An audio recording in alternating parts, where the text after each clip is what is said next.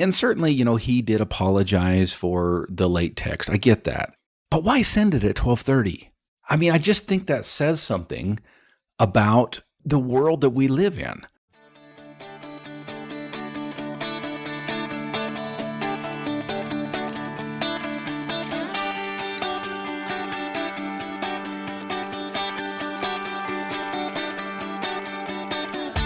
Originating from deep inside the Rocky Mountains, transported through the power of the internet, and arriving inside your tiny earbuds. It's the Appraiser Coach Podcast. Minisode. Some people ask me, Dustin, do you have an outline when you do these podcasts? The answer is honestly no. I started out with an outline. I started out years ago when I first started the podcast by doing an outline. I've never actually had a script, which I guess is a good thing. I don't know. Maybe some of you wish I did have a script. Sometimes I turn on the microphone. I have no idea what's going to come out. In fact, most of the time that's the case. I have an idea in my head, and I pop on the mic, and next thing you know, there's an episode coming out the other side. You're still listening, so I guess it's okay. This is one of those days, folks. This is one of those days that I have absolutely no idea where this is going to go. I have something on my mind. Something happened this morning that I honestly haven't even processed yet. It's one of those things that on one level it bothers me. On the other level, not really. But I think there's a lesson to be learned, and I'm not even actually sure what that lesson might be. So let's do this together, shall we? Let's learn together this great lesson that might come out of this episode, and maybe not. Maybe this is one of those that'll go in the trash can and never see the light of day. I want to pause here and remind each and every one of you that we are sponsored, of course, by ANow Software. Folks, I've been using ANow for a very long time, and I absolutely love what it does for me and my appraisal business. You will as well. Check them out by going to www.anow.com/coach. It's anow.com/coach. Okay, folks, I want to start this by saying, listen, I'm not angry. I'm not upset.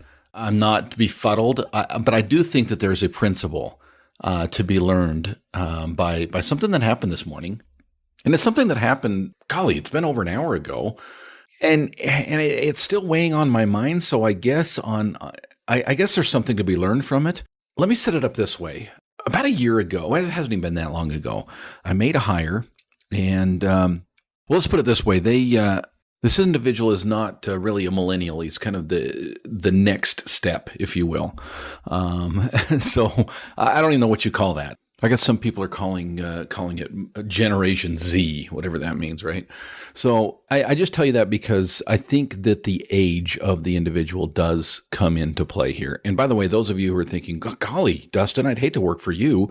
You just get on and talk about somebody behind their back on the podcast. Well, first of all, I'm not using names.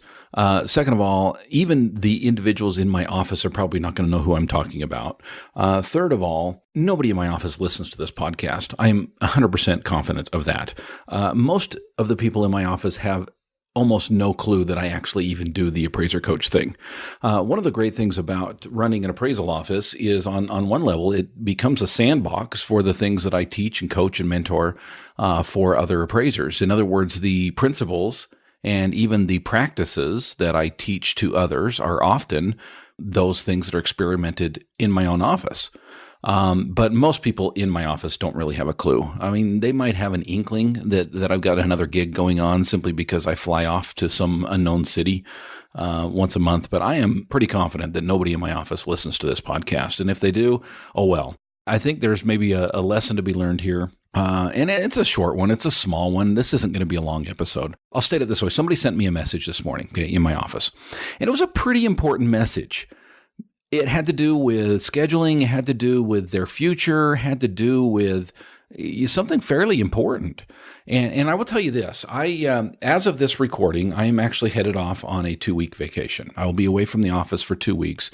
And my office knows that I'm leaving. I have made it very clear. We've had discussions in staff meetings for the past several months that this was upcoming, that we needed to prepare for it. Anytime an appraiser leaves, there is some preparation work that goes into that. And so this individual knew that was happening. And I got word that this individual wanted to talk to me about something fairly important. And so I reached out to him the last couple of weeks, and I said, hey, listen, I've got just a reminder, I'll be leaving here in the next couple of weeks. I understand you want to talk a little bit about your schedule. I am available between now and when I leave, and I will make time for you. Didn't hear anything for about a week. And I know some of you are saying, what, you don't even talk to this individual? Actually, no. This individual works in my office, but is supervised by someone else. Okay. Now, certainly we talk and we have employee interviews and that kind of thing. But on a day-to-day basis, no, I don't actually talk to this individual very often.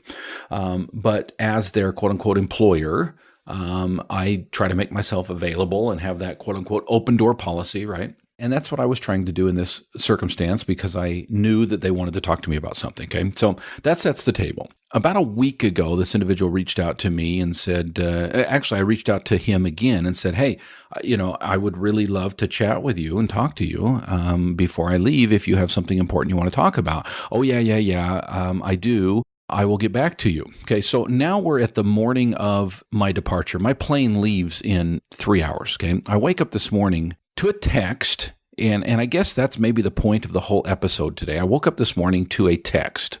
Okay, first of all, it was sent at 12:30 a.m. Okay, fine. I mean, I turn my phone off for the most part when I go to bed, and no, I don't stay up till 12:30 most nights. I'm old. I go to bed early, get up early. So I wake up and I've got a text, and the text is, again, I won't go into the details. I'll save that. It doesn't really matter to the story. The bottom line is the text came at 12:30, and it did start with "Sorry, it's so late." Now, in my mind, it should have said "Sorry, it's so early," but nonetheless, "Sorry, it's so late," and and went on to basically explain, what's going on in this individual's life and some of the changes that are going to need to be made with their work circumstance. Okay, that's it. That's the story. Now, why is it that here, a little over an hour later, it's still sitting on my brain and I guess on some level bothering me a little bit? I don't know if I would use the word bother, but I think it's still sitting on my brain because I hope there's a lesson to be learned. And I want to maybe circle back to what that lesson might be as soon as we get back from the break. First, I want to pause here and remind you of another great lesson that you need to learn in your business, and that is use Now software, folks. I tell you, a lot of people are out there trying to do it with Excel, trying to do it with Google Sheets or some other program, folks. I'm telling you, Now will transform your life. I don't think I'm overselling that because it transformed mine, and I've coached many other appraisers who have gone that direction. And there's exceptions. There's a couple of people that didn't like it for whatever reason, but I'm telling you, hundreds of appraisers I've seen go that direction and absolutely been thrilled. No regrets. It has transformed the way that they do business, the way they keep track of their numbers, the way they keep track of their assignments, keeps them on task so they're not turning in late reports. I mean, this program is amazing for appraisers because it was made by appraisers. If you have not checked it out yet, folks, go check out their demo. I tell you, the demo alone, there's no questions asked. There's no obligation. It will blow you away. Go to anow.com/coach one more time. It's anow.com/coach.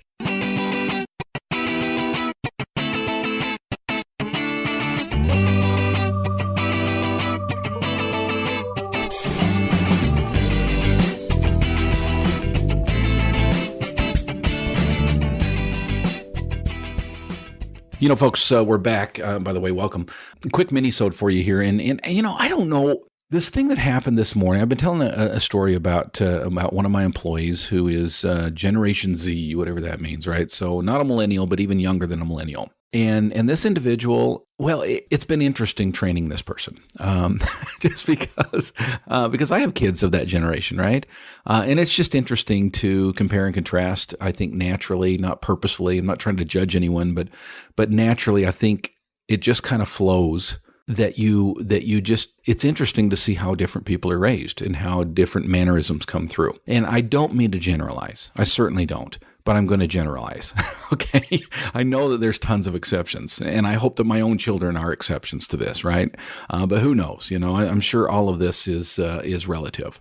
And certainly I have a bias there. But it is interesting that something as important as what this text had included in the body was sent, first of all, at 12:30 without any, And certainly, he did apologize for the late text. I get that. But why send it at 12:30? I mean, I just think that says something about the world that we live in. And again, maybe I'm just an old fuddy-duddy, and some of you are rolling your eyes saying, come on, Dustin, really? You're upset over a text being sent at 12:30? People send texts at 2:30 in the morning. What's the big deal? Well, to your employer? I mean, I don't know. It just, and don't get me wrong, folks. I know that the way this is sounding, and I don't have this feeling at all. Certainly, I don't feel like I'm above my employees. I do see we just have different roles, right? And we're the same, but we have different roles. And there is this thing, I guess, about respect. I don't know. Maybe I'm getting bothered over something that I shouldn't get bothered over. But I'll tell you, the whole thought, it's not just the 12:30 thing, really. That's really a very minor part of this thing. It's the fact that it was sent via text. Is it just me? And again, you don't know the topic, I guess, and so maybe it doesn't have as much impact. But is it me, or is there certain things that first of all, let me lay a foundation. I have no problem with text. I love technology. I do. We use WhatsApp in my office, and we WhatsApp each other all day long with audio, with photos, with text. It's a great program. I love the audio version of it, by the way. We would use Slack, but it doesn't have the ability to record a short audio. And I love the audio because I spend a lot of time in my car. And rather than text or do the voice to text, which you know how that always turns out, right?